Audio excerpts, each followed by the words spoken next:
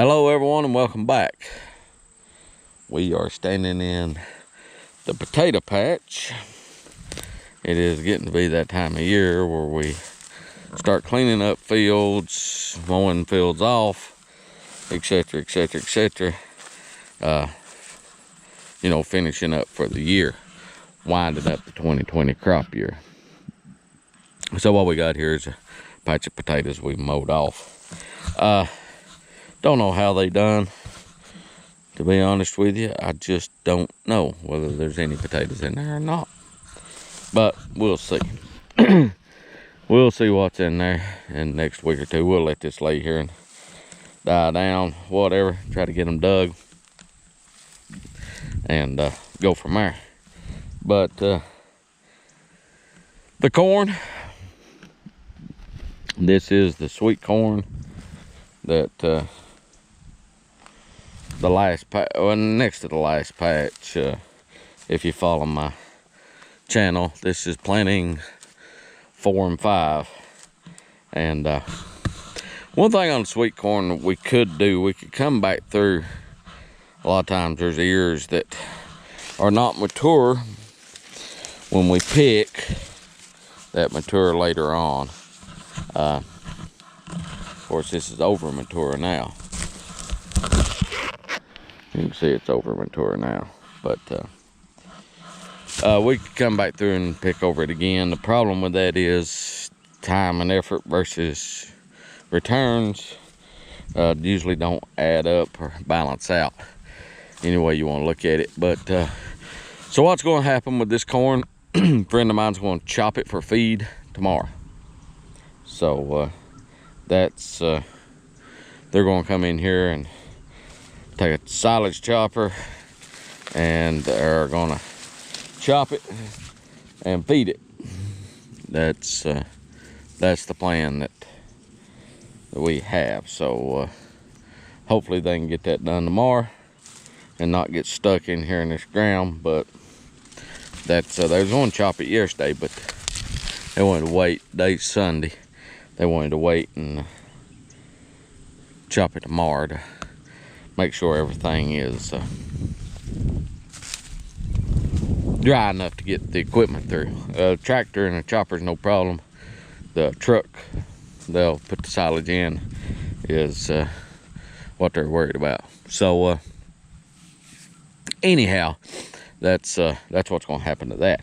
So what is the point of today's video is, as we start cleaning up for wrapping up 2020, start cleaning the fields up, closing them out or whatever, one of the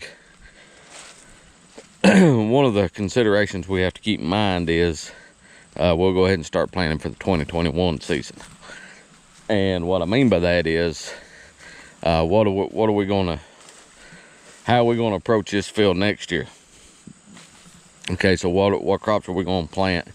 What kind of winter or fall or winter or spring tillage regimen are we going to look at on this ground?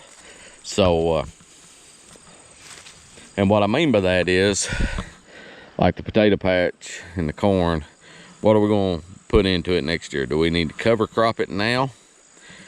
When we finish up, go ahead and get a cover crop on it, or are we going to moldboard plow it, or are we going to, what are we going to do with it? And a lot of that depends on the crop that we're going to go back in with next year. So if we're going to go in next year with the earliest planting of sweet corn, we may not cover crop it. What we may do is just cut it off, go ahead and moldboard plow it, let it lay all winter. If it's going to be a later planting, for instance, if we're going to do like pumpkins, we'll plant on up into June, we may go ahead and get it cover cropped, so forth, so on. That's what we got to start thinking about now. So what we got to know is what crops are we going to put back in here next year, and that will affect, and when we're going to plant them, it's going to affect how we approach it this fall. Ideally, we want to rotate our crops from field to field. Like we put the pumpkins over there this year, That will not be backing pumpkins next year for a couple reasons. One is that field over there is probably a little too wet for pumpkins. So we'll probably put hit in corn next year if we get it. This will go back in corn. This is continuous corn ground. Then keep in mind, most of this is lease ground, so we also work in conjunction with the landowner. But this is continuous corn ground here. This field will probably go back to corn as well. So, or this little section of potatoes here will go back in corn. What we do, you know, with that and that up on the hill, etc., will determine what we want to grow next year. Now, how do we decide what we want to grow? That is, that's something that you run into. You know, what's the market going to be like? Typically in produce, if the market's strong this year, it won't be strong next year. And the reason for that is, if I done really good on potatoes this year, and everybody else that grew them done really good on them, everybody grows them next year. So the supply goes up, demand goes down. Well, what happens is when the demand goes down, everybody quits growing potatoes. So the demand goes up. And then everybody grows potatoes. It's just a constant cycle. And that's the way with most of our horticulture crops. But so it's a continuous vicious cycle. What we try to do is we have our staple crops that we grow every year. And we have an idea of the market, the amount, the volume that our market will stand. Now, I could have had 3 times as much corn and sold it this year, and I could have had 3 times as many pumpkins and sold them this year. But I don't. But this year was an oddity with everything going on, and you know, that's the way it is. Typically, presidential election years are oddball years in marketing or in farming anyhow. They're either usually really good or really bad. And with everything else going on this year, you know, this one, 2020, you can throw out the window. It's not good at all to use 2020 as a benchmark for anything. One thing I am going to do while I'm here is I am going to take the tractor and run in these routes here to drain some of that standing water for the boys cutting silage tomorrow. That one I can't do much with, but there's a couple areas where water's standing that I'll try to that there's a wet area, so we'll try to drain some of that water out there for them boys.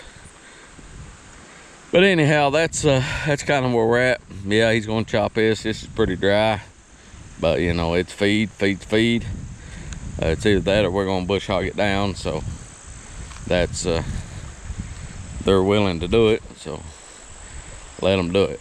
But we'll see. Well, what I may do is take the pallet forks and break up that hard pan underneath that water and let it drain out, so they won't have much trouble. Let's walk over here and get the New Holland and do that. But that's the stage we're at. We've still got quite a few pumpkins to pick over there, and we're gonna try to get them out this week.